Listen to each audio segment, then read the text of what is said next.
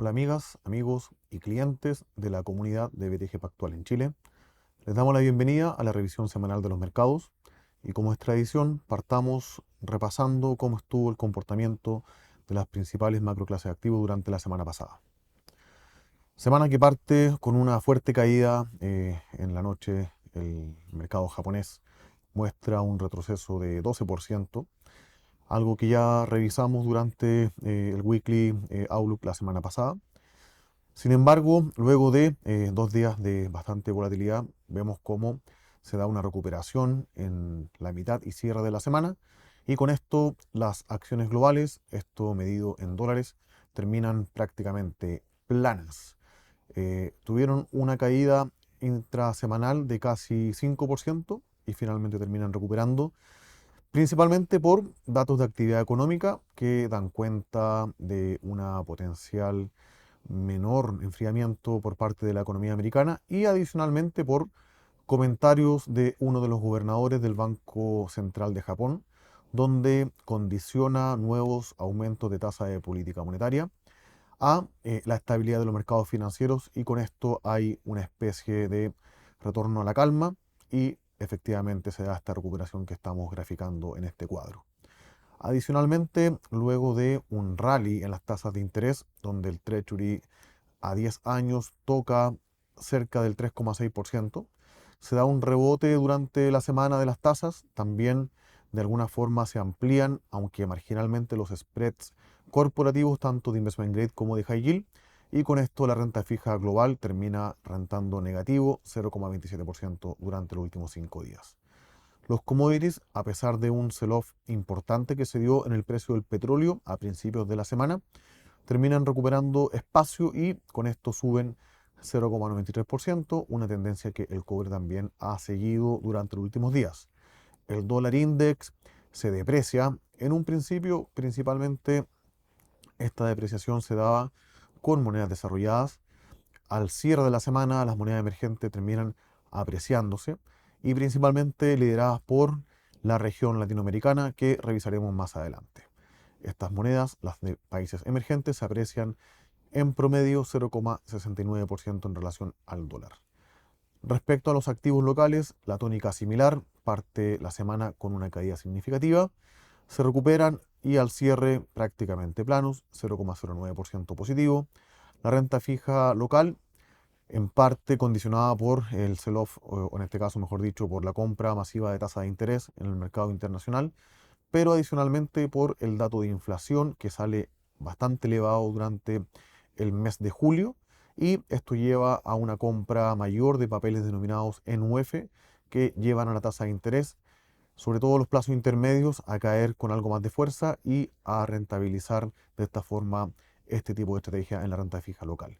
El peso chileno termina avanzando 1,97%, muestra una caída en nivel durante la semana bastante significativa y hoy por hoy estamos cerca de los 9,30, 9,33 pesos por dólar. En el gráfico del panel inferior se puede apreciar que entre suma y resta tenemos la bolsa a nivel global en el año rentando 9,38%, llegamos a estar en 15%, todo esto medido en dólares a mitad del mes de julio. Se dio una caída relevante y el rebote final durante la semana que acabo de comentar. La renta fija internacional pasa a terreno positivo, 0,73% en lo que va del año, los commodities negativos y el dólar a nivel global sigue estando apreciado en torno a un 3% en relación a las monedas del mundo desarrollado. Respecto a los mercados de acciones, plano prácticamente toda Europa, finalmente Japón medido en dólares. Esto es una mezcla de apreciación del yen y una caída importante de la bolsa, termina rentando menos 2,16%. En la parte emergente, la rentabilidad, sobre todo en la TAM, es positiva, 6%, esto explicado principalmente por la apreciación de las monedas de la región, donde lidera el real en Brasil. En relación a las estrategias de renta fija, si vamos, por ejemplo, a las estrategias de crédito en mercado desarrollado, tenemos que Investment Grade muestra una caída de 0,57%, Global High Yield un avance de 0,19%, claramente acá el componente de carry o de vengo, más que compensa la pérdida de capital durante la semana. Y en el resto de los mercados emergentes, la tónica es algo más acotada entre pérdidas y ganancias en investment grade y high yield respectivamente. En relación a las monedas, ya lo había anticipado, una buena parte de las monedas del mundo desarrollado se aprecian en la semana, principalmente aquellas ligadas a commodities como el dólar canadiense, australiano y neozelandés.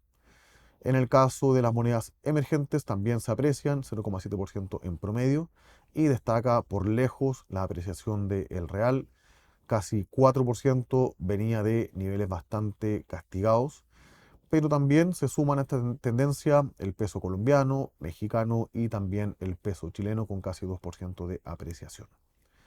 Por último, en relación a los commodities, se da un rebote en el precio del petróleo que estuvo rozando los $70 el barril en el caso del WTI, el precio del contrato que se negocia en Estados Unidos. Finalmente rebota y avanza en la semana 4,5%, mientras que el gas natural lo hace en 9%.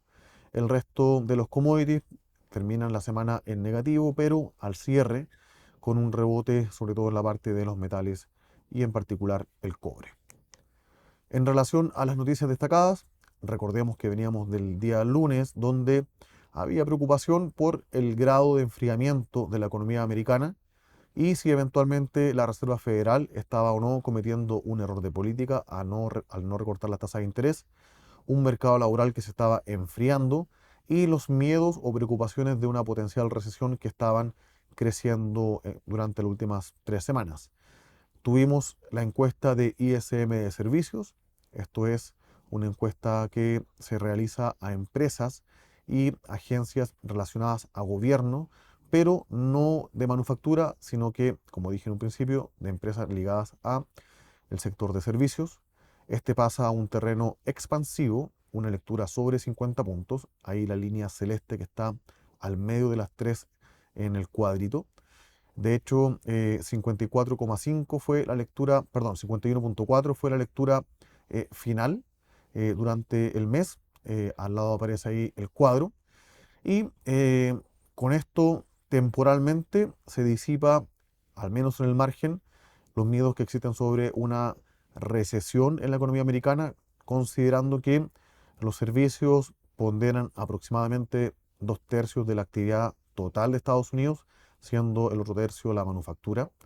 Cuando vemos los subcomponentes de la encuesta, y acá me voy al cuadro de la derecha, tenemos que, obviamente, dado que venía de terreno negativo, esta expansión sobre 50 totaliza recién un mes.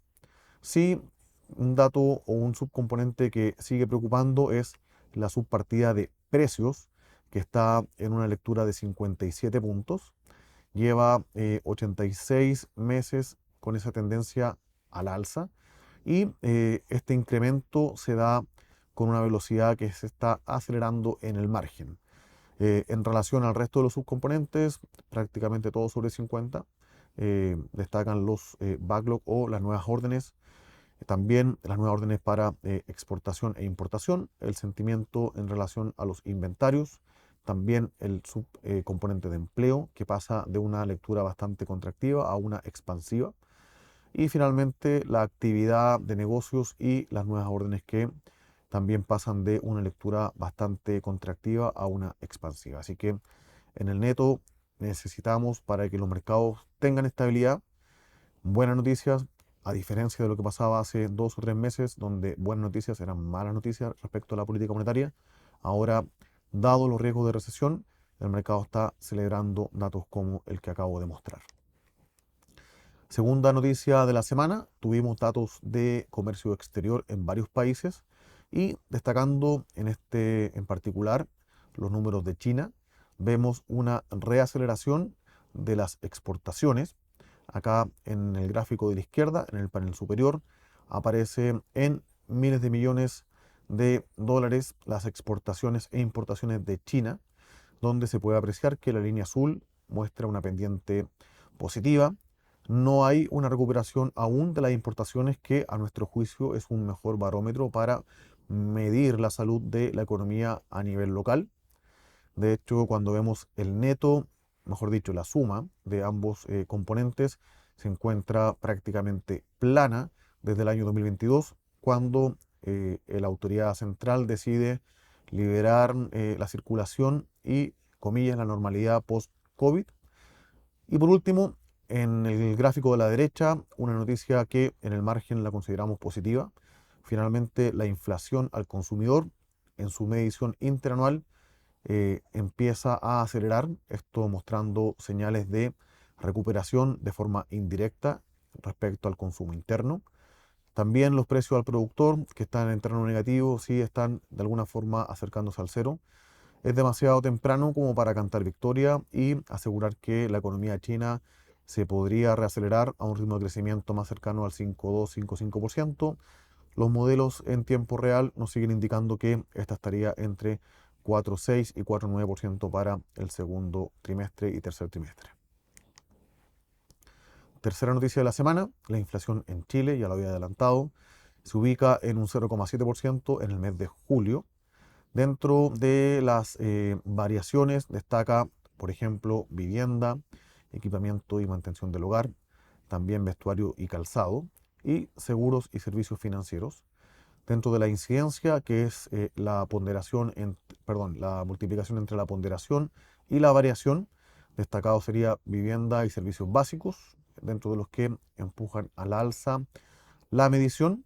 Y obviamente también acá un primer mes donde se empieza a incorporar el efecto de las tarifas eléctricas. En la derecha podemos ver esta reaceleración de la inflación en su medición interanual, 4,6%. Las expectativas son, al menos de las encuestas a economistas que publica el Banco Central, que termine en el año en 4,5%, y eso también ha puesto una pausa respecto a los recortes de tasa de política monetaria para las próximas reuniones. Última noticia de la semana. Ya hemos repasado de forma bastante profunda y repetida los resultados corporativos en Estados Unidos y en otras economías desarrolladas. Recordar que los resultados de las empresas en Estados Unidos han sido bastante buenos, con crecimientos cercanos al 10%, explicado principalmente por una expansión de márgenes más que crecimiento en la primera línea, y que en el neto se traducen en una sorpresa en torno a 3-4% respecto a lo que esperaban los analistas, ya con casi un 90 y algo por ciento de las empresas reportadas. Esta semana, entre las principales y como buen termómetro del sector de consumo, tendremos Home Depot y también Walmart. Pero ahora me gustaría repasar de forma bastante rápida, pero sí destacable, los resultados de las empresas de mercados emergentes, donde si bien el avance es mucho menor que lo que hemos visto en total de empresas reportadas respecto a Estados Unidos, ya llevamos casi un cuarto o un tercio de las empresas reportadas, donde en el neto tenemos una buena cantidad de sorpresas positivas. Eh, el, el crecimiento de la última línea es de 31%. Si vemos, por ejemplo, la descomposición entre regiones, destaca Asia con un crecimiento de 36%, Latinoamérica una caída de 10%. Si vemos, por ejemplo, el crecimiento de la EBITDA, esto es de 21%, y en ventas de 12% en lo que va del trimestre. Eh, la sorpresa en promedio es de 6% en las ganancias, donde destaca Asia emergente y también Latinoamérica. En el cuadro de la derecha pueden ver ahí el neto o agregado por país en cada una de las regiones, siendo la de más arriba Asia emergente, la segunda CIMIA, que sería Europa Central y del Este, junto con Medio Oriente y África, y en la parte inferior Latinoamérica, principalmente los países que tienen mayor cantidad de compañías listadas en bolsa. Respecto a los rendimientos del mercado, tenemos acá un segundo, en la derecha el IPSA o el ICPA en este caso, donde destacan compañías que reportaron resultados durante la semana. Por ejemplo, Entel mostrando una rentabilidad en la semana de 8,3%, ILC 3,47%, en el Américas una compañía que estaba bastante cuestionado o había un alto riesgo respecto a la renovación de su concesión de distribución en Brasil, algo que fue la tónica de la semana para la misma empresa pero en Chile, que termina cayendo en el neto 3,16% luego de un buen rebote que se dio el día viernes. Y la empresa que más cae dentro del ICPA es SK, junto con Multiexport y también Indisa. Respecto a el Standard Poor's 500, dentro de las empresas más destacadas está, por ejemplo, Uber con un más 16%, Expedia 12,5%, Royal Caribbean 12,17% y entre las que más cayeron fue Supermicro Computer menos 18%, Warner Bros. Menos 15%, y esas son las principales, junto con Airbnb, que reporta resultados que, sobre todo la parte guidance, que el crecimiento orgánico que está mostrando se ve limitado y termina cayendo 10% en la semana. Datos económicos para esta semana. Ya tuvimos, por ejemplo, el CPI en la India. Tuvimos también las expectativas de inflación que compila y publica la encuesta de la Fed de Nueva York. 2,97% se espera para un año hacia adelante. Lunes en la noche tendremos los precios al productor en Japón. Seguimos la semana con precios al productor en Estados Unidos. El miércoles en el Reino Unido para el consumidor. Actualización del PIB para el segundo trimestre en la eurozona. Adicionalmente, el dato de inflación, a mi juicio, lo más relevante para la semana en Estados Unidos, donde el mercado espera una lectura similar a lo que fue el mes anterior. En el caso del día jueves, miércoles en la noche, jueves en la madrugada, datos sectoriales en China, producción industrial y ventas de retail, producción industrial en Japón y finalmente el día jueves la actividad manufacturera del distrito de Nueva York de la Fed, el Empire Manufacturing, junto con ventas de retail y producción industrial, varios componentes que el Buró de Economía en Estados Unidos mira para revelar los riesgos de recesión. Terminando la semana con datos del mercado inmobiliario, permisos de construcción y inicio de construcción de viviendas nuevas, junto con la encuesta del consumidor que elabora y publica la Universidad de Michigan. Eso es por esta semana. Como siempre, agradecemos que revisen nuestras publicaciones en redes sociales, nuestros informes que llegan a la base de datos de nuestros clientes y también los videos que estamos constantemente subiendo junto con los webinars a los cuales invitamos a nuestros clientes y a la comunidad. Muchas gracias.